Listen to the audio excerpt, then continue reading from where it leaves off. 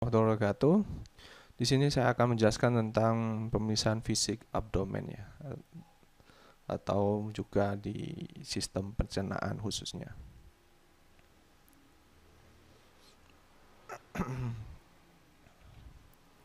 Nah, eh, kita sedikit akan menjelaskan atau review tentang anatomi dari abdomen ya. Ini adalah penampang abdomen. Nah, yang mana penampang terluar di sini. Nah, ini adanya kulit ya atau skin, terus ada suprafisial dan deep fascia juga. Nah, ini juga ada peritoneum. Nah, di mana kita tahu di sini ada rongga yang cukup cukup besar ya di perut kita. Nah, apa saja sih organ-organ yang ada di dalam abdomen? Nah, yang pertama ada liver atau hati ya di sini, kemudian ada spleen atau limpa, kemudian ada gallbladder atau kantung empedu, kemudian ada lambung juga, ada usus besar dan usus halus ya atau usus kecil di sini.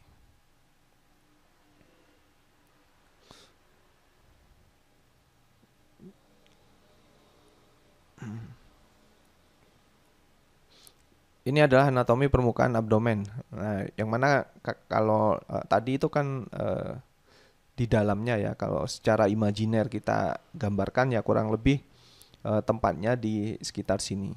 Jadi di sini livernya, di sini ada lambung, kemudian ada limpa, ada kolon ascendens, kolon traversum, juga ada aorta dan kolon descendens.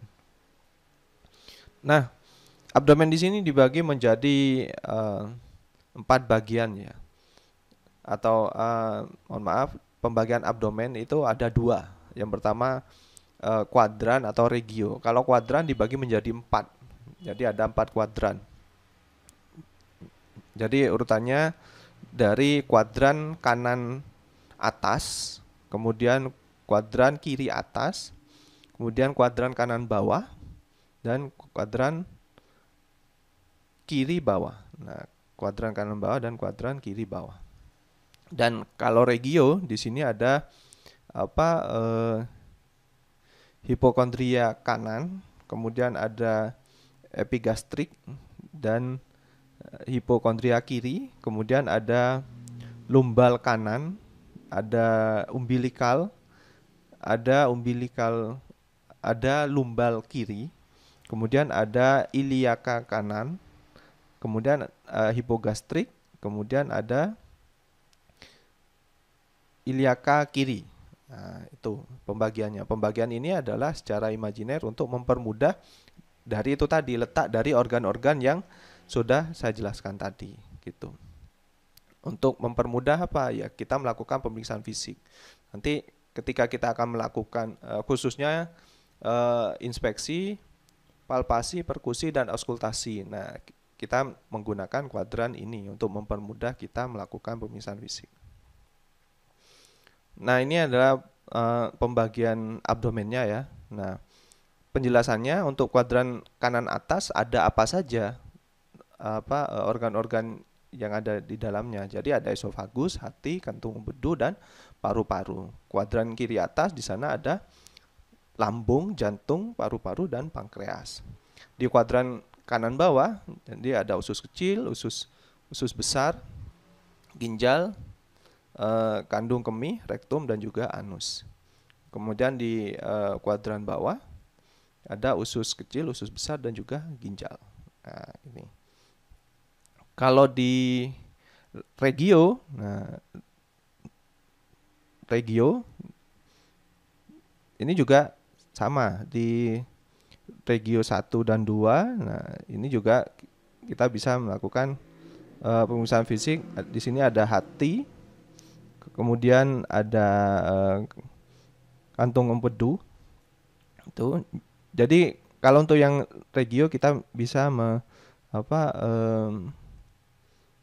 bisa membagi. Nah, tengah dari liver ini. Nah, seperti itu. Kemudian di regio hipokondria kanan. Nah, bisa kita kaji di sini ada limfa, kemudian ada usus besar dan juga ada usus kecil ya.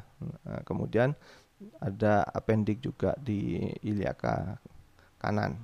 Seperti itu. Nah, untuk pemeriksaan abdomen apa saja yang kita lihat? Nah, yang pertama ada riwayat kesehatan.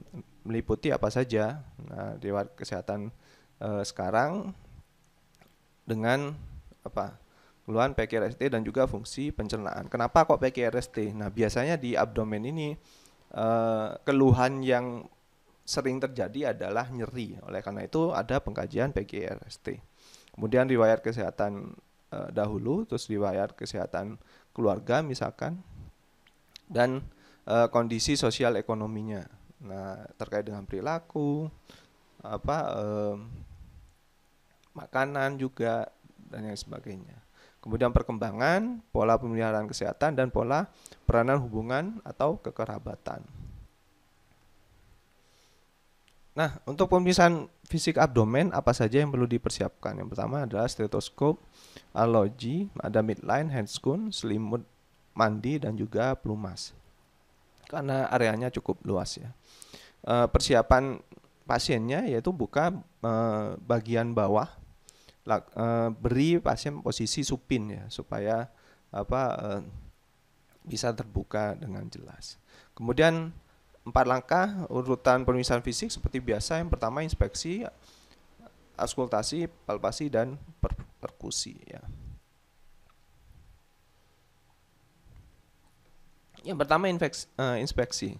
Tujuannya adalah untuk mendapatkan kesan, kondisi dan fungsi alat-alat dalam abdomen. Perhatikan bentuk dan keadaan umum abdomen. Distensi permukaan abdomen, pengembangan. Distensi itu pengembangan atau pengembangan permukaan abdomen gitu. Nah, kemudian adanya retraksi atau tonjolan mungkin, adanya asimetris, bentuknya tidak simetris, kanan kirinya tidak sama. Dan karena bentuk normalnya harusnya simetris, permukaannya halus, lembut dengan kontur datar, melingkar atau juga cekung. Nah, kemudian kita juga perhatikan gerakan kulit terkait dengan pernafasan dan juga pulsasinya seperti apa. Tuh. Nah, inspeksi lanjut untuk yang ketiga kita lihat pigmentasi dari kulitnya, kemudian pertumbuhan pubis dan ada atau tidaknya bendungan vena. Dan keadaan umbilikus ya, itu juga diperhatikan. Kemudian yang kelima pembesaran organ. Kemudian yang keenam daerah inguinalis, adanya benjolan atau tonjolan ataupun inflamasi atau pulsasi. Nah, kenapa biasanya pada pasien-pasien dengan hernia, nah itu ada tonjolan ini, makanya dilihat seperti itu. Nah, ini contohnya distensi abdomen atau pengembangan dari abdomen ya atau penggelembungan abdomen. Di sini ada hernia umbilikalis, kemudian ada obesitas atau kegemukan ya. Ini ada hepatomegali atau pembesaran hepar, nah, seperti ini. Kemudian gallbladder atau kantung empedunya ya membesar. Nah, jadi distensi itu ya pembesaran itu atau pengembangan dari abdomen.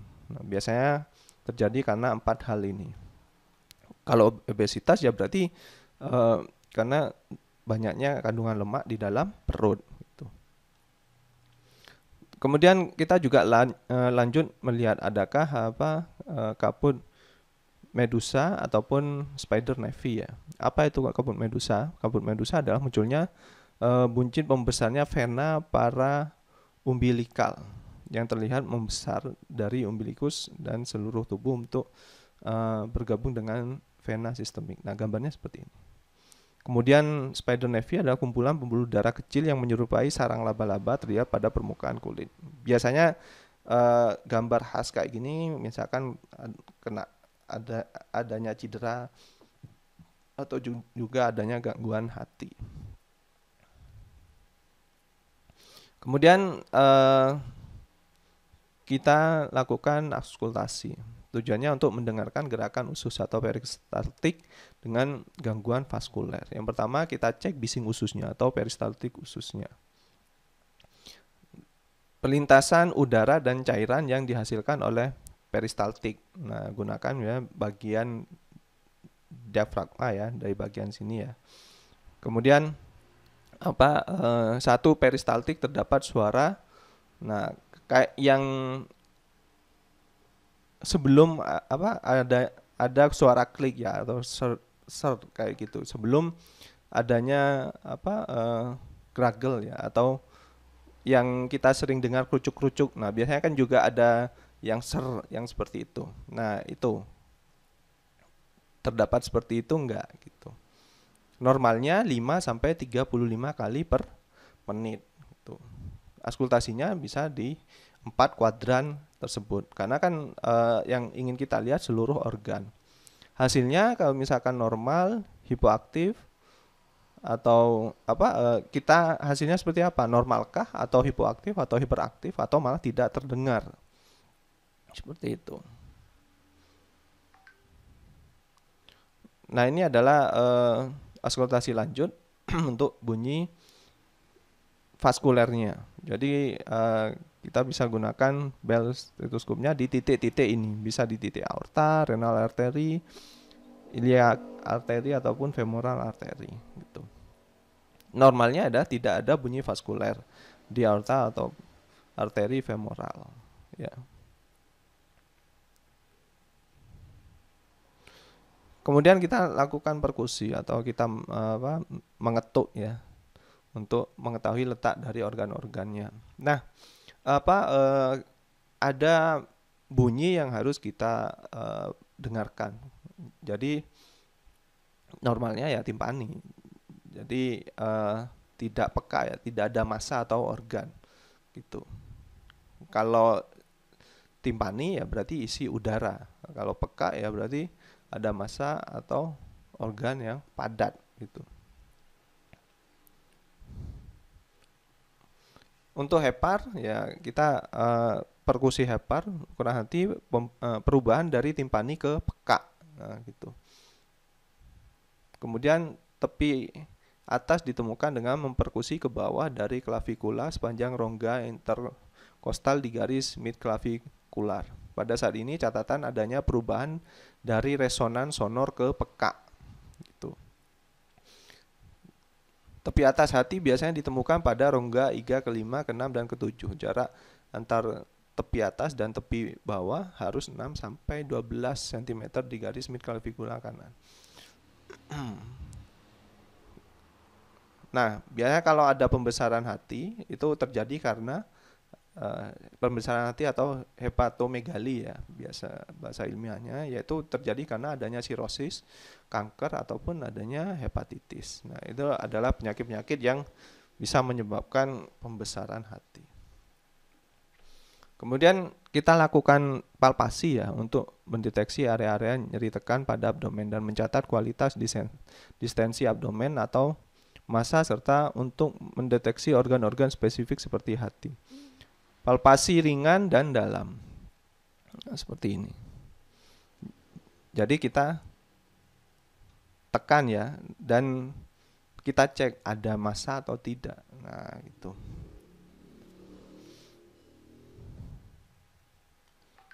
Ini ada lokasi nyeri di abdomen. Bisa kita lihat di mana yang kalau di sekitar sini berarti di jantung ya. Nah, kalau yang di sekitar sini adalah liver atau kantung empedunya.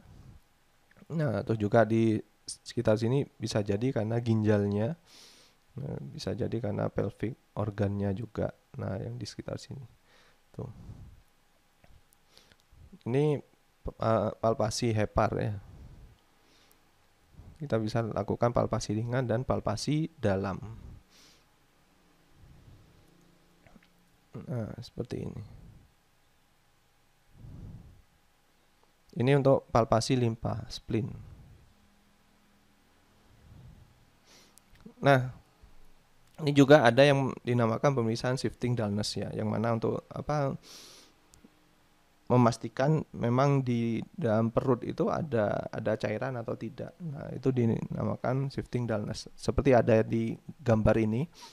Nah, apabila jadi sifat cairan itu kan bergerak ya, bergerak apabila misalkan kita ada air di ember, kemudian kita gerakkan ke kanan, berarti cairannya juga akan ikut ke kanan gitu. Nah, sifat itulah yang kita gunakan untuk mengetahui ada atau tidaknya cairan di dalam tubuh kita, atau yang lebih dikenal sebagai acid test. Nah, seperti ini, yaitu caranya adalah menggerakkan dari sisi kanan ke kiri gitu. Nanti kita bisa melihat adanya undulasi ya, atau pergerakan di dalam perut kita gitu. Jadi ini ada arah panahnya ke sini. Nah, seperti menggerakkan perut dari kanan ke kiri. Nah, gitu. Terima kasih, mungkin itu saja sedikit review tentang pemeriksaan abdomen ya di bagian pencernaan. Kurang lebihnya mohon maaf. Assalamualaikum warahmatullahi wabarakatuh.